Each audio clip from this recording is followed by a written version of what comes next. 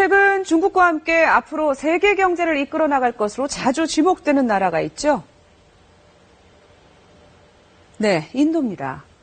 그런데 이 인도에서 현재 공산주의 혁명을 꿈꾸는 반군이 일부 지역을 사실상 지배하고 있다는 사실을 아십니까? 시도 때도 없이 주요 시설과 인사들을 공격하는 인도의 공산 반군이 급기야 집권당 정치인 등 20여 명을 살해하는 일까지 일어났습니다. 이미 인도 정부에 의해서 국가의 최대 위협으로 지목된 공산 반군, 이들은 누구이고 무엇을 위해서 싸우는 걸까요? 국제부 기자와 함께 자세히 알아보겠습니다. 이재양 기자 어서 오세요. 네. 이 인도가 이라크나 시리아처럼 내전을 오래 벌이고 있는 나라도 아니고 20여 명이 넘는 집권당 정치인들을 포함해서 이렇게 살해되는 일이 어떻게 벌어질 수 있는 걸까요? 네, 사건은 지난 토요일 밤 인도 중부 차티스가르 주에서 일어났는데요. 인도 집권당인 국민회의당의 당직자 일행이 12월 지방선거에 대비해서 지방 순회 일정을 마치고 주도인 라이푸르로 돌아오는 길에 벌어졌습니다. 도로를 막고 쓰러져 있는 나무 때문에 차량들이 멈춰서자 매북해 있던 약 250명의 게릴라들이 매설해 놓은 폭탄을 터뜨리고 총을 난사했다는 겁니다. 표적의 이동 경로를 파악했다가 적당한 지점에서 집중 공격을 퍼부은 건데요. 이 공격으로 국민회의당 차티스가르 주위원장을 비롯해서 고위당직자 4명과 정치인들, 경호를 위해서 동행했던 경찰관 5명 등 모두 25명이 숨지고 30여 명이 크게 다쳤습니다. 공산 반군의 테러 공격이야 어제 오늘의 일이 아니지만 이번 공격으로 이 지역 국민회의당의 주요 지도자들이 거의 사라지다시피 했습니다.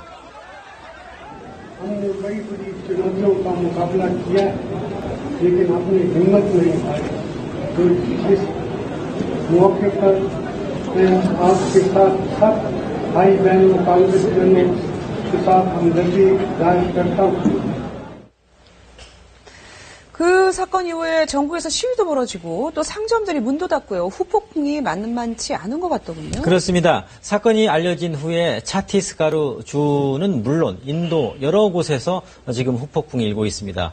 화면을 잠깐 보면은요. 지금 이곳은 인도 중부에 있는 보팔이라는 도시인데요. 국민회의당 당원들이 구호를 외치면서 화형식을 지금 하려고 하고 있죠. 지금 불에 타고 있는 인형은 사건이 일어난 차티스가르 주의 주 총리입니다. 주 총리는 다른 당 소속인데요. 이 사람이 적절한 경호를 제공하지 않았다면서 이렇게 분을 터뜨리고 있는 것입니다.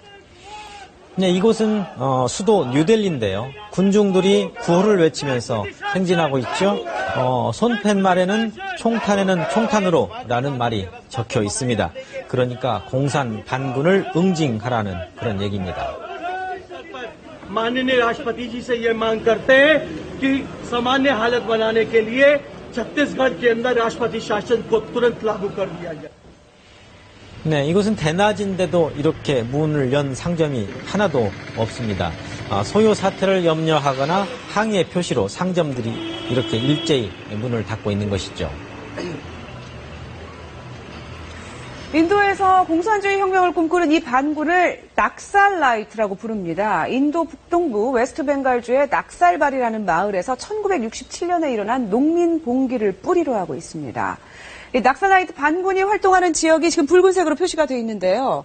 이 주로 동부와 남부에 걸쳐 있습니다. 이 지역들은 상대적으로 경제력이 뒤떨어지고 도시화가 덜 진행된 곳들입니다. 인도의 전체 28개 주 가운데 15개 주가 이 낙살라이트 반군의 직간접적인 영향권에 있고요. 이 전투원이 약 2만 명이고 7만 명에서 10만 명 정도의 조직원이 있는 것으로 인도 정보기관은 추산을 하고 있습니다. 이재환 기자. 네. 이 낙살라이트 반군이 주로 어떤 성격을 가진 사람들로 구성이 되는지 궁금하군요. 네, 초창기부터 낙살라이트 운동을 조직하고 확산시킨 사람들은 이른바 좌파 지식인들이었습니다. 하지만 대다수 게릴라는 현재 농촌과 산림 지역의 평범하고 가난한 집안 출신들입니다. 낙살라이트의 은신처를 찾아간 호주 방송의 다큐멘터리인데요. 주로 20, 30대로 구성된 게릴라들은 이렇게 깊은 숲속에 아지트를 구축하고 공동생활을 하고 있습니다. 반군들은 이곳을 근거지로 해서 이렇게 군사훈련을 하고요. 또 사상학습도 합니다. 그리고 인근 주민들에게 간단한 의료 서비스를 또 제공하기도 하죠. 지금 주민에게 주사를 놓고 있는 장면이 나오고 있죠. 그리고 문화 공연으로 볼거리도 주면서 지역 사회에 파고듭니다. 그래서 이 일대는 사실상 반군이 통치한다고 할 수 있습니다.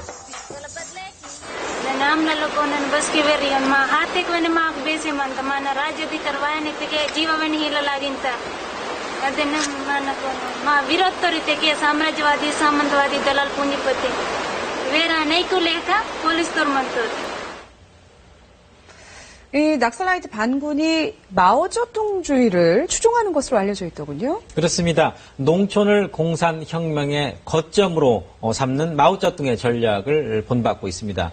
그래서 낙살라이트 반군은 촌락에서 시작해서 도시를 포위해 혁명을 완수하겠다고 합니다.